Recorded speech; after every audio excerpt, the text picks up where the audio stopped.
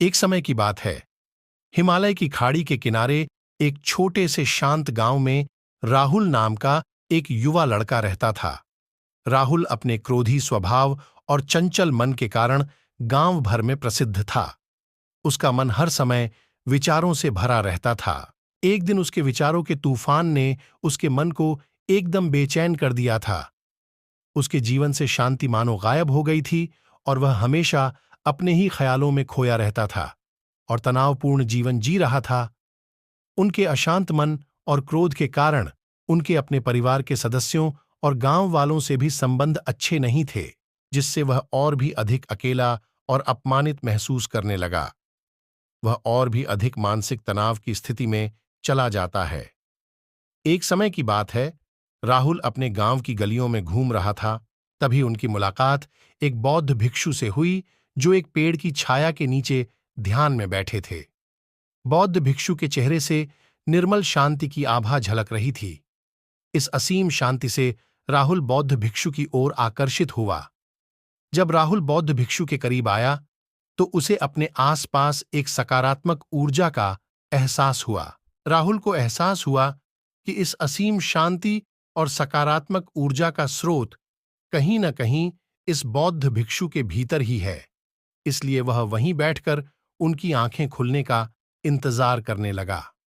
थोड़ी देर बाद जब बौद्ध भिक्षु की आंख खुली, तो उन्होंने एक युवा लड़के को अपने सामने बैठा पाया, जो बहुत तनावग्रस्त और नकारात्मक भावनाओं से भरा हुआ लग रहा था। राहुल ने बौद्ध भिक्षु की ओर उदार भाव से देखा और बहुत विनम्रता से कहा, मालिक, मेरा मन बहुत अशांत है और मेरे मन के विचार मुझे खाए जा रहे हैं। मुझे एक पल के लिए भी शांति महसूस नहीं होती। क्या आप मुझे सिखा सकते हैं कि मैं अपने अशांत मन को कैसे शांत करूं? बौद्ध भिक्षु ने राहुल की पीड़ा को समझते हुए करुण दृष्टि से देखा और कहा, मेरे प्यारे बच्चे, मैं तुम्हें एक कहानी सुनाना चाहता हूं। इस कहानी में मानसिक शांति और खुशी के रहस्य छिपे हैं। राहुल ने हां में सिर हिलाया और पूरी एकाग्रता से कहानी सुनने को तैयार हो गया। उनके अंदर जिज्ञासा चरम पर थी। वो कहानी सुनने को बेताब था। बुद्ध ने कहानी सुनाना शुरू किया। बहुत समय पहले की बात है। एक नगर में शक्ति नाम का एक आदमी रहता था।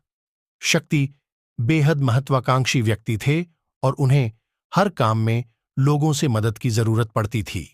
यदि उसे किसी से असफलता और बुराई सुनने को मिलती थी, तो वह गहरी चिंता और तनाव में चला जाता था।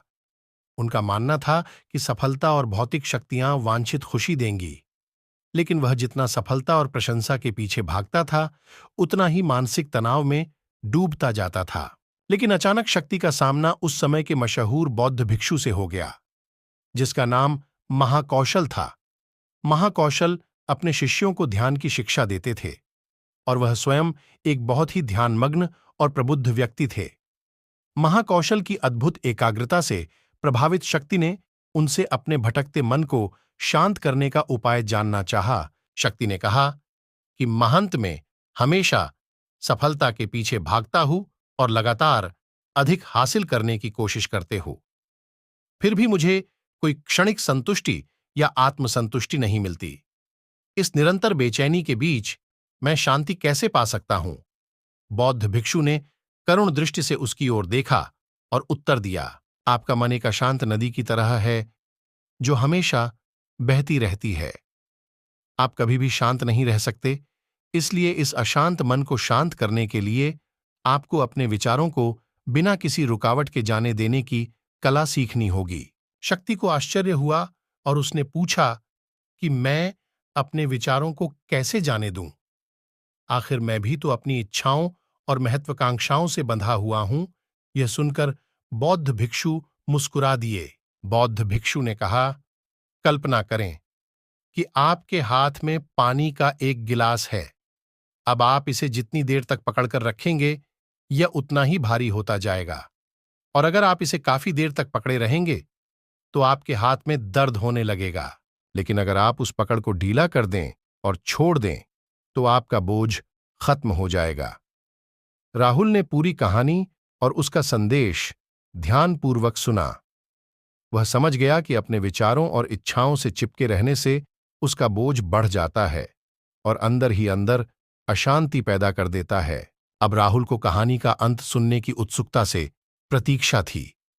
बौद्ध भिक्षु ने कहानी जारी रखी। एक बौद्ध भिक्षु की बात मानकर शक्ति ने विचारों को त्यागने का अभ्यास शुरू कर दिया। वह बिना किसी पूर्व निर्णय के अपने विचारों और भावनाओं को आते और जाते देखता था। अब उसने विचारों को पकड़ना बंद कर दिया था। विचार उठते थे और अपने आप चले जाते थे। धीरे धीरे उसे यह एहसास होने लगा कि उसकी इच्छा और भावना ही सभी दुखों का कारण है। जैसे जैसे शक्ति ध्यान में गहरे उतरते गए, उन्होंने पाया कि वर्तमान में जीना ही आंतरिक शांति का एकमात्र स्रोत है। वह खुद को वर्तमान में स्थापित करके अपने मन की निरंतर बकवास से छुटकारा पा सकता था। धीरे धीरे शक्ति का मन एक शांत झील की तरह हो गया, जो बाहरी दुनिया को अपने अंदर प्रतिबिंबित करती है। उन्होंने जीवन की सादगी में संतोष को अधिक महत्व दिया और भौतिक संपत्ति के प्रति अपना लगाव छोड़ दिया। जैसे ही शक्ति में ऐसे बदलाव की खबर लोगों के बीच फैली, दूर दूर से लोग मार्गदर्शन लेने आने लगे।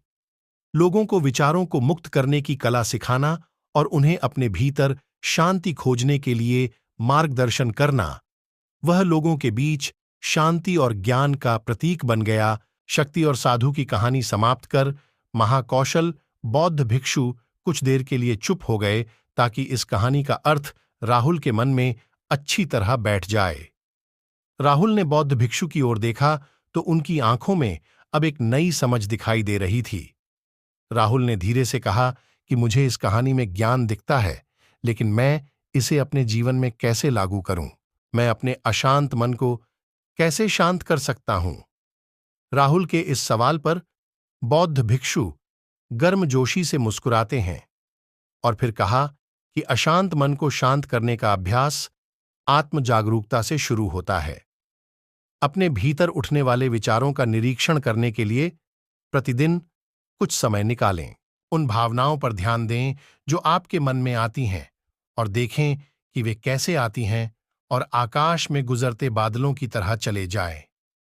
राहुल ने आंखें बंद कर लीं और बौद्ध भिक्षु के कहे अनुसार अपने विचारों का अवलोकन करने लगे। जैसे ही उसने अपने भीतर उठने वाले विचारों पर ध्यान देना शुरू किया, उसे इसका एहसास हुआ।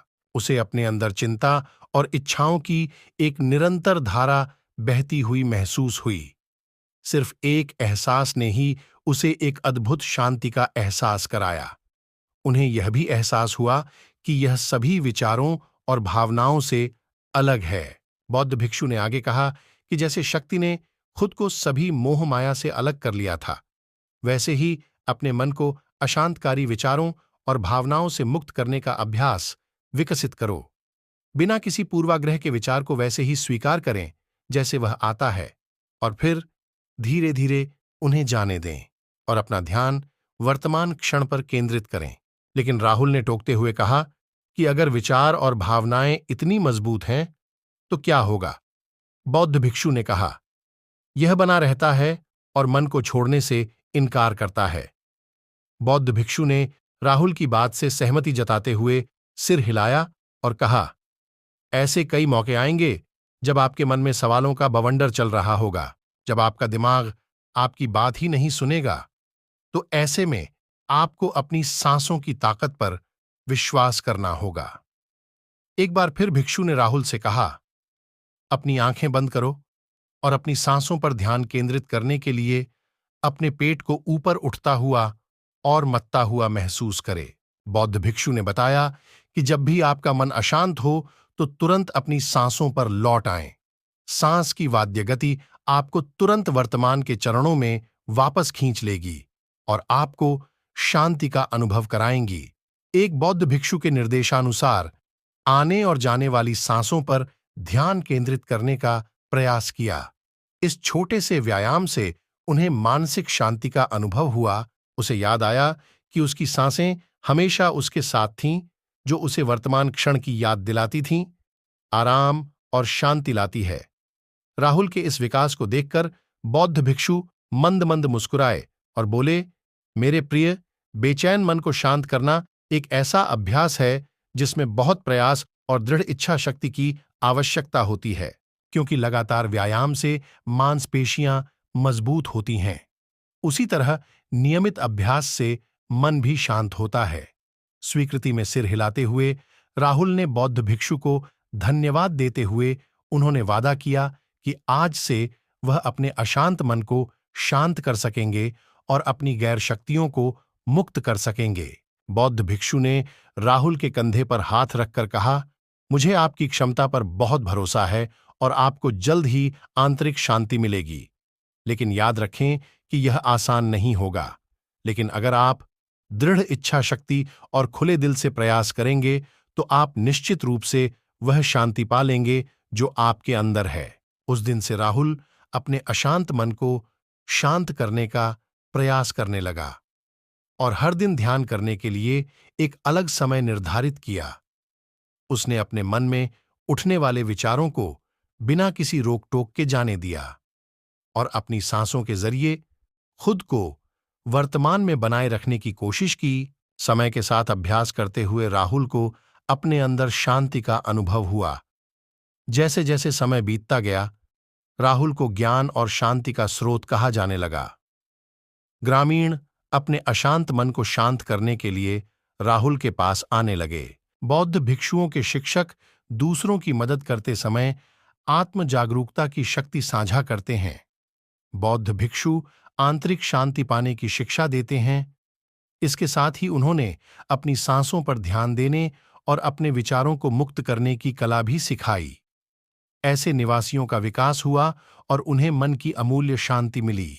बौद्ध भिक्षु की शिक्षाओं और राहुल द्वारा संचालित अभ्यास के माध्यम से विचारों को त्यागने और वर्तमान में जीने की कला दूर दूर तक फैल गई। उन्होंने कई लोगों की जिंदगी बदल दी और जैसे जैसे समय बीतता गया, उनकी जिंदगी और भी बदलती गई। राहुल का शांत प्रभाव उसके गांव की सीमाओं से परे तक फैला हुआ था। आसपास के गांवों और शहरों से लोग राहुल के परिवर्तन की कहानी सुनते थे, उनसे सलाह लेने आते हैं। मन के बोझ तले दबे लोगों के लिए राहुल आशा की किरण बन गया। राहुल की शिक्षाएं केवल ध्यान और प्रवचन तक ही सीमित नहीं थीं, बल्कि वह रोज के काम जागरूकता के साथ करने पर ज्यादा जोर देते थे। दोस्तों, ये कहानी आपको कैसी लगी, ये मुझे कमेंट बॉक्स में कमेंट करके जरूर बताएं।